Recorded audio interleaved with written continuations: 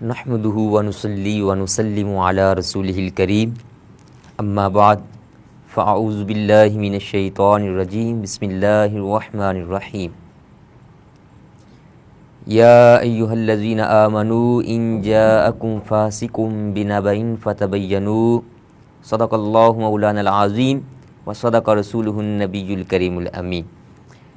اللہم صلی علی سیدنا و مولانا محمد وعلی آل سیدنا و مولانا محمد وبارک وسلم۔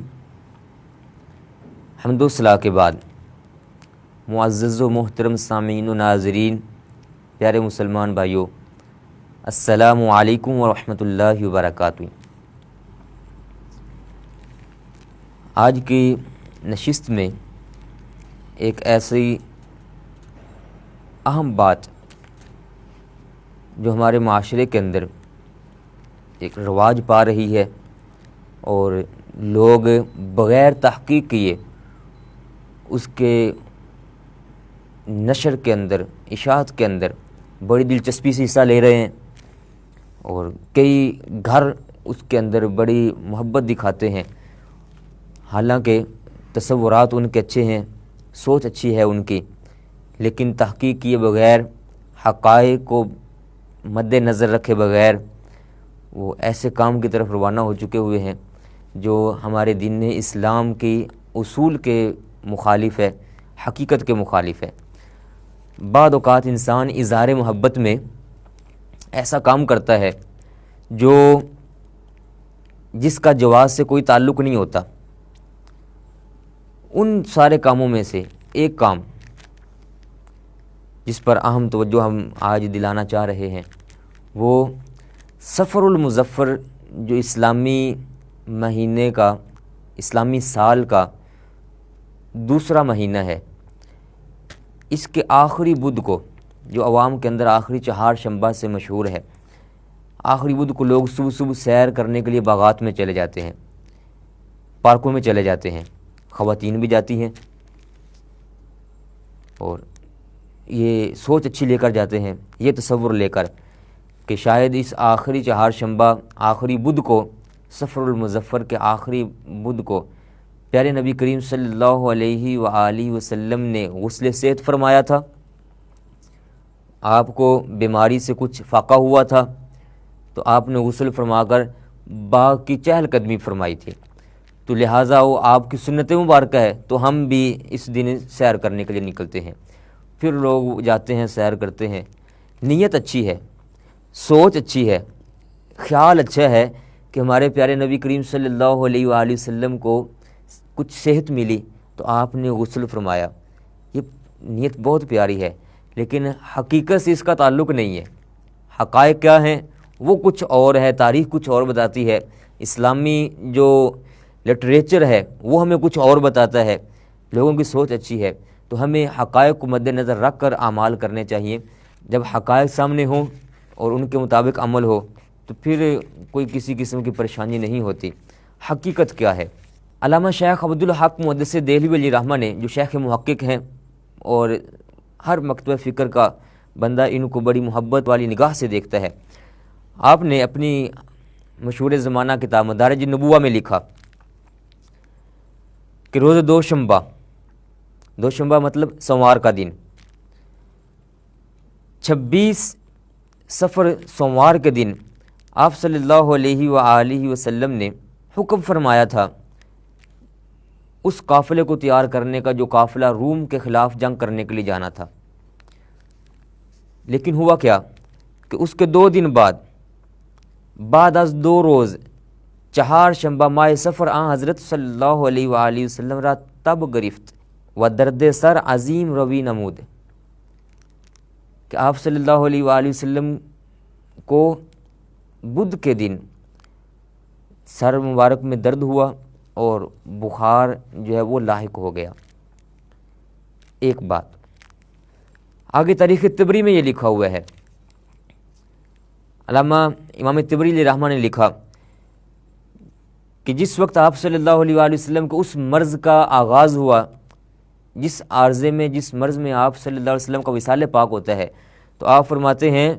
لیلتین بقیۃ من سفرین، 2 راتیں سفر کی باقی تھیں جب اس مرض کا آغاز ہوا۔ تو اس کا مطلب ہے کہ آپ صلی اللہ علیہ وآلہ وسلم کے جو عارضہ لاحق ہوا تھا درد سر کا اور بخار کا، وہ تب ہوا جب چہارشنبہ، آخری چہارشنبہ تھا صفر المظفر کا، جیسے بھی وضاحت ہوئی۔ اور علامہ ابن خلدون نے تاریخ ابن خلدون کے اندر لکھا صفر المظفر کی 2 راتیں باقی تھیں جب آپ صلی اللہ علیہ وآلہ وسلم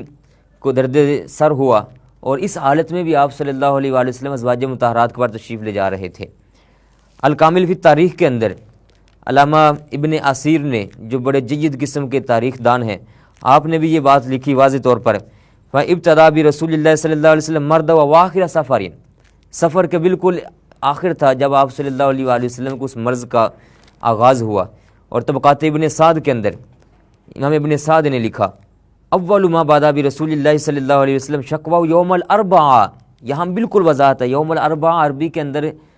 اربعاء، یوم الاربعاء کہتے ہیں بدھ کے دن کو، یہاں انہوں نے وضاحت فرما دی جیسے مدارج نبوہ کے اندر واضح تھا کہ آپ صلی اللہ علیہ وآلہ وسلم کے اس مرض کا آغاز،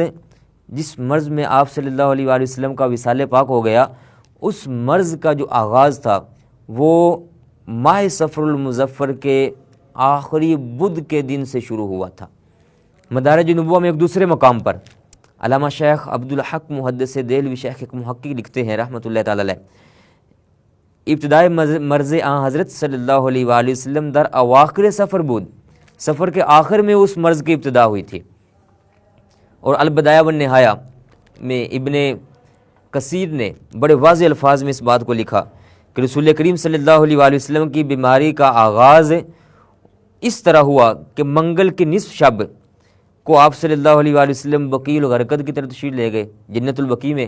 اور وہاں مدفون لوگوں کے لیے بڑی محبت، بڑی لمبی لمبی آپ نے دعائیں فرمائیں، اور جب وہاں سے تشریف لائے اپنے اہل خانہ کے پاس تو صبح کے وقت، صبح ہی آپ صلی اللہ علیہ وآلہ وسلم کے سر مبارک میں درد ہوا، وہی درد پھر سبب بنے اور بخار ہوا آپ صلی اللہ علیہ وسلم کو، تو آپ کا چند دن کے بعد پھر وصال پاک ہوا۔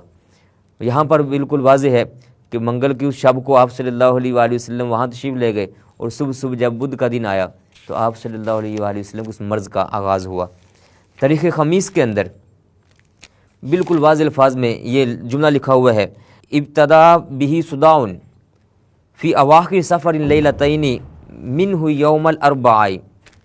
اس وقت آپ صلی اللہ علیہ وسلم حضرت سیدہ میمونہ ام المؤمنین رضی اللہ عنہ کے گھر میں تھے، جس وقت آپ صلی اللہ علیہ وسلم کو اس مرض کا آغاز ہوا، اور دن کون سا تھا؟ یوم الاربعاء، بدھ کا دن تھا وہ، جس کو معاشرے کے اندر آخری چہارشنبہ کہا جاتا ہے۔ سیرت ابن ہشام میں علامہ ابن ہشام علیہ رحمہ نے تاریخ کے بہت بڑے ماہر ابو اسحاق کے حوالے سے لکھا، فرماتے ہیں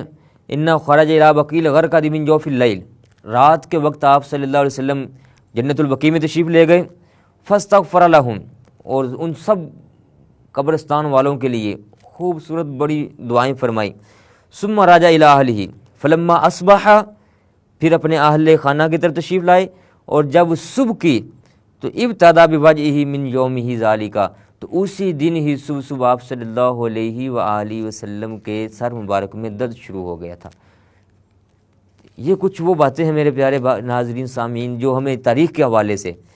یہ واضح کرتی ہیں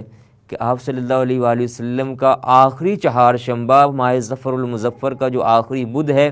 اس میں آپ نے غسل صحت نہیں فرمایا، اور نہ ہی آپ نے سیر فرمائی ہے، بلکہ اس مرض کا آغاز جس میں آپ صلی اللہ علیہ وسلم کا وصال پاک ہوا وہی اس بدھ کو ہوا تھا۔ ہمارے زمانہ ماضی قریب کے ایک بڑے محقق قسم کے امام گزرے، علامہ نور بخش توکلی علیہ رحمہ، انہوں نے اپنی کتاب میں لکھا سیرت رسول عربی کے اندر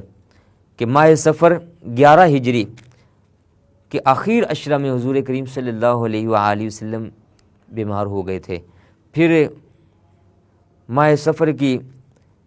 1-2 راتیں آپ نے واضح فرمائی وہ آخری عشرے میں، لیکن فرمایا کہ وہ 1-2 راتیں باقی تھیں جب یہ مرض کا آغاز ہوا تھا، اور آخری بدھ جیسے آپ پہلے سماعت فرما چکے ہیں۔ احکام شریعت میں صفحہ نمبر 183 پر یہ مسئلہ موجود ہے کہ آخری چہارشنبہ کی کوئی اصل ہی نہیں ہے حقیقت میں۔ یہ جو لوگ کہتے ہیں کہ ہم سیر کرنے کے لیے جاتے ہیں یا اس دن آپ صلی اللہ علیہ وآلہ وسلم کو شفا ہوئی اور کچھ فاقہ ہوا تو آپ نے غسل صحت فرمایا۔ اس دن حضور نبی کریم صلی اللہ علیہ وآلہ وسلم کی صحت یابی کا کوئی ثبوت نہیں ہے، بلکہ ہوا کیا تھا، حقیقت کیا تھی؟ فرماتے ہیں بلکہ وہ مرض جس میں آپ صلی اللہ علیہ وآلہ وسلم کا وصال پاک ہوا، اس کی ابتدا اسی دن سے ہوئی تھی۔ اور مفتی اعظم، مفتی اسلام، مفتی امجد علی اعظمی صاحب رحمۃ اللہ تعالی علیہ بہار شریعت میں 16ویں حصے میں لکھتے ہیں کہ ماہ صفر المظفر کا آخری چہار شنبہ ہندوستان میں بڑے محبت سے منایا جاتا ہے۔ آج ہم کہیں تو یہ تب کے بعد جب پاکستان ہندوستان نہیں بنا تھا، لیکن تب سارا ایک ہندوستان ہی تھا، تو آج چونکہ پاکستان بھی ہے تو ہم اس کو اس انداز میں بیان کریں گے کہ ہمارے اس ملک میں، پاکستان کے اندر بھی، ہندوستان میں بھی یہ آخری چہار شنبہ بڑی محبت سے منایا جاتا ہے۔ لوگ اپنے کاروبار بند کر دیتے ہیں، سیر و تفریح اور شکار کو کرنے کے لیے جاتے ہیں، اور بڑے رنگ برنگے کھانے پکاتے ہیں، نہاتے بھی ہیں، خوشیاں مناتے ہیں۔ کیوں؟ کہتے ہیں کہ حضور صلی اللہ علیہ وآلہ وسلم نے اس روز غسل صحت فرمایا تھا اور بیرون مدینہ منورہ سیر کرنے کے لیے تشریف لے گئے تھے۔ حالانکہ آپ لکھ رہے ہیں یہ سب باتیں بے اصل ہیں، ان کی کوئی حقیقت نہیں ہے، بلکہ ان دنوں میں حضور نبی کریم رؤوف الرحیم صلی اللہ علیہ وآلہ وسلم کا مرض شدت کے ساتھ تھا۔ لوگوں کی جو بنائی ہوئی باتیں ہیں یہ سب خلاف واقع ہیں۔ میرے پیارے ناظرین، سامعین، بھائیوں، ہم ذرا غور کریں کہ ایک کام سنت نہیں ہے، لیکن لوگ اس کو سنت سمجھ کر کتنی پابندی سے ادا کرتے ہیں۔ غور کر کے دیکھیں، ریسرچ کر کے دیکھیں معاشرے کی۔ ممکن ہے اس دن کئی لوگوں نے نماز فجر ادا نہ کی ہو، وہ فرض ہے، اور یہ سنت جس کو لوگ سنت سمجھے ہوئے ہیں، یہ سنت ہے بھی نہیں ہے، پھر بھی سنت سمجھے ہوئے ہیں، اور یہ سیر کرنے کے لیے بڑی محنت کے ساتھ نکلتے ہیں، بڑے اہتمام کے ساتھ نکلتے ہیں، ساتھ اپنے اہل خانہ کو بھی لے کر جاتے ہیں، اور پھر وہاں پارکوں کے اندر، باغات کے اندر جو ماحول بنتا ہے، الامان والحفیظ، اللہ تعالیٰ پناہ عطا فرمائے، وہاں کیا ہوتا ہے، غیر محرم مرد بھی وہاں پہنچے ہوئے ہوتے ہیں، اور ادھر سے غیر محرم عورتیں وہاں چلی گئیں، اور ایک دوسرے کے ساتھ دیکھ رہے ہیں، ایک دوسرے کو دیکھ رہے ہیں، مل رہے ہیں، مبارکیں دے رہے ہیں، اور غیر شریف جو کام ہے وہ وہاں پر ہو رہے ہیں۔ اگرچہ یہ سنت ہوتا بھی، اگر یہ سنت بھی ہوتا تب بھی اسلام اس کام کی ہرگز اجازت نہ دیتا کہ ایک سنت کو زندہ کرنے کے لیے اتنے خرافات جو جہاں جنم لیتے ہیں وہاں سے بچنا بہتر ہے، لیکن یہ تو سنت ہے بھی نہیں ہے۔ اور ہمارے پیارے نبی کریم رؤوف الرحیم صلی اللہ علیہ وآلہ وسلم کا فرمان عالی شان ہے،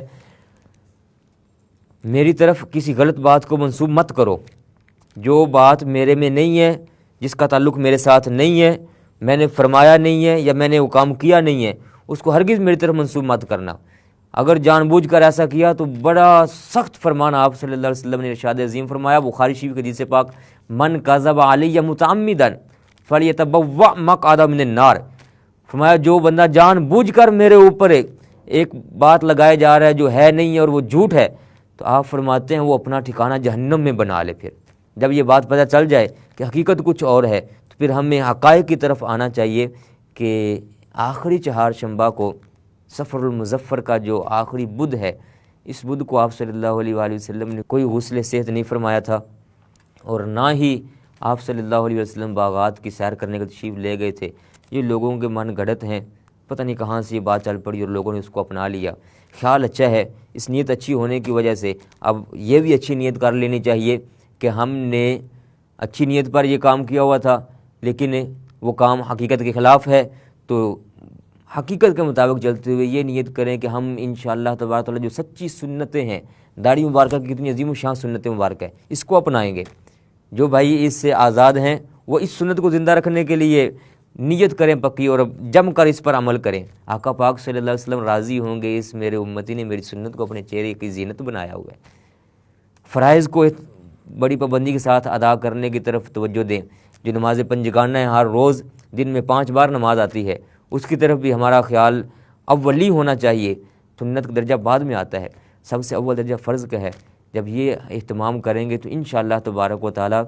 فرائض پر عمل ہوگا، سنتوں پر عمل ہوگا، واجبات پر عمل ہوگا،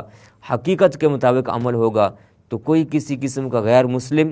یا فساد پھیلانے والا بندہ وہ اسلامی جو تعلیمات ہیں ان پر اعتراض بھی نہیں کر سکے گا، اور آپ کا اور میرا، ہم سب کا ایک بہت بڑا حصہ دین اسلام کی صحیح تعلیمات کو آگے پھیلانے کے اندر شامل ہو جائے گا۔ اللہ تعالی ہم سب کو دین اسلام کی صحیح تعلیمات پر عمل کرنے کی توفیق عطا فرمائے۔ وما علی الا البلاغ المبین۔